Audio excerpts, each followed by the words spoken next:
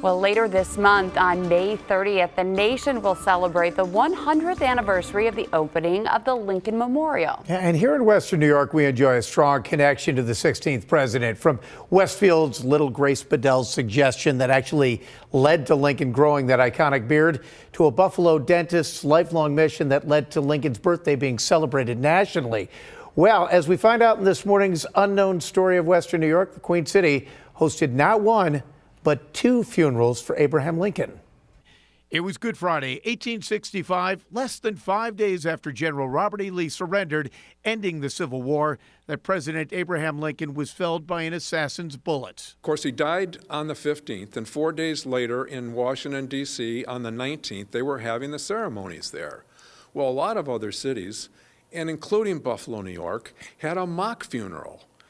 And I think Buffalo outdid all of the other cities. Bren Price of the Buffalo Presidential Center says a somber procession featuring more than 40 different groups, ranging from marching bands to civic organizations, wound its way through Buffalo streets for 2.5 hours. And then at that night, Millard Fillmore and the county and the city leaders found out the funeral train was actually going to be here with Lincoln's body 8 days later on the 27th.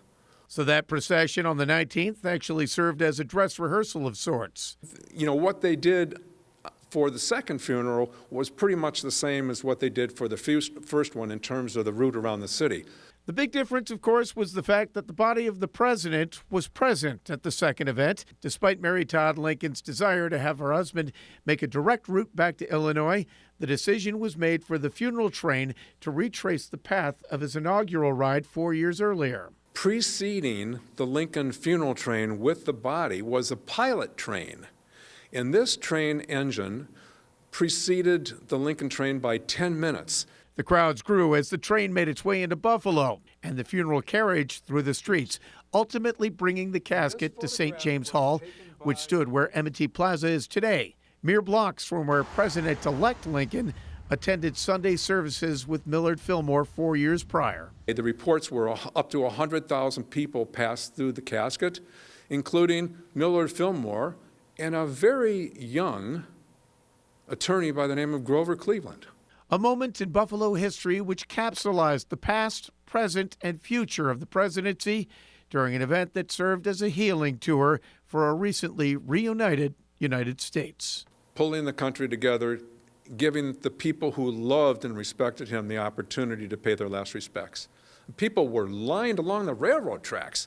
I mean, there were thousands of people along all these little small towns on the railroad tracks crying, and it was very cathartic.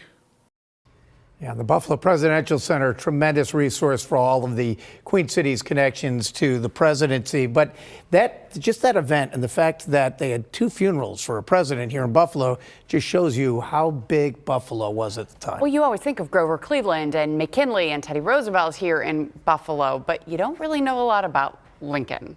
So it really is fascinating to hear about those two funeral processions here. And two women that actually ran for the White House from Western New York. You can all find it all at the Presidency Center down at the library.